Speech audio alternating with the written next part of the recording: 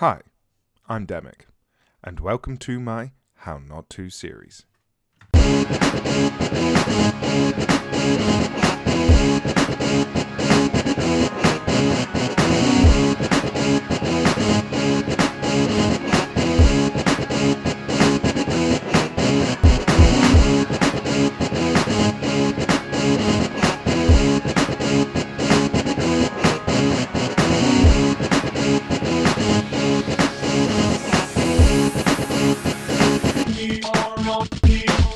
How Not to Train Your Dragon.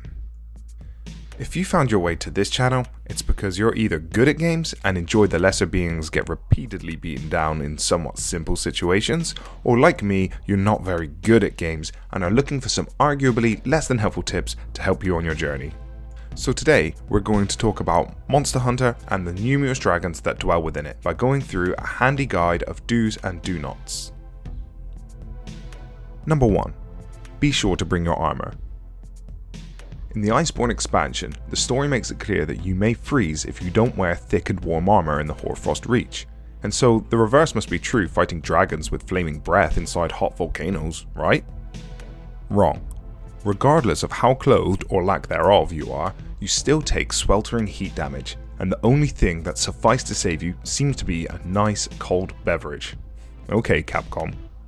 Also, Monster Hunter's system of harvesting mutilated body parts of your victims to craft armor of thick hide proves not to help you look badass, but also defends you from otherwise body-shattering attacks.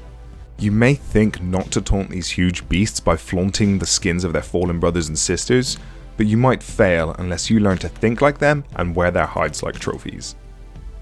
Number 2. Do not taunt your dragon. Not simply because I believe that dragons are unable to understand the subtle nuances of human body language, or that barriers between beast and man are far beyond fair and equal communication, but this extends to any kind of diminutive actions performed whilst you're on the brink of imminent death. Such actions like reloading, sharpening your weapon, or performing an ancient kabuki dance to both taunt your enemy and make a reluctant escape. You may find few windows of opportunity to either attack or escape with your life. Number 3. Use a weapon you're competent with. Like the classic saying, you wouldn't bring a knife to a gunfight. Except it's more like bringing a knife to a monstrous claws and devastating fiery breath of death fight. So pick a weapon, get real good with that weapon, and collect the skulls of your enemies. Fortunately, there are plenty of weapons to pierce, puncture many holes, or generally cause explosive devastation. Unfortunately for me, I decided to use a longsword, which in the right hands can carve monsters into cube-shaped pieces. My hands are not the right hands. I decided to try and upgrade my sword and have at it again. It did not end well. Number 4.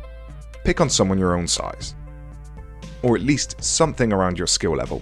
In a game about hunting monsters, you can find numerous different animals and beasts of varying sizes and skill level. I imagine after you have left countless monsters' families bereft of their mothers and fathers, that you're beginning to feel invincible high upon your pedestal. It's at this point which you are probably already dead. お前はもう死んでいる。何? As you progress through, Monster Hunter does not leave you in want of challenging fights, and eventually you're going to come across something that has the capacity to pile drive you repeatedly into the ground with little to no window of attack, eventually shredding you of your ego and dignity. My advice is to take the time and fight something a bit more on your level. Maybe something like this little guy. You what, mate? You can use surplus items to fix up your tattered armor and weapons and come back bigger and badder than ever. Number 5. Bring a competent friend, or 3. One of the biggest draws for Monster Hunter is that it encourages play with other people up to a party of 4. Even if your only friend was the imaginary one you had as a kid called Luke that died of a pulmonary embolism when you were 11, but you think it was just an excuse not to hang around with you anymore.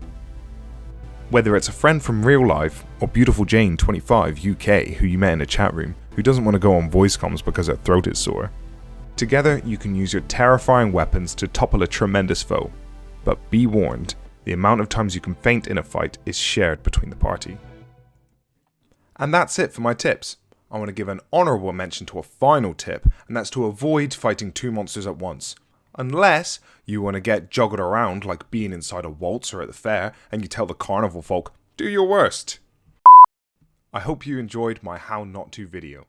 If you like this content and want to see more of it, subscribe down below. But if you hated it, and me, and everything I stand for, leave a comment. It's still green, isn't it? Hold on. I'm in space.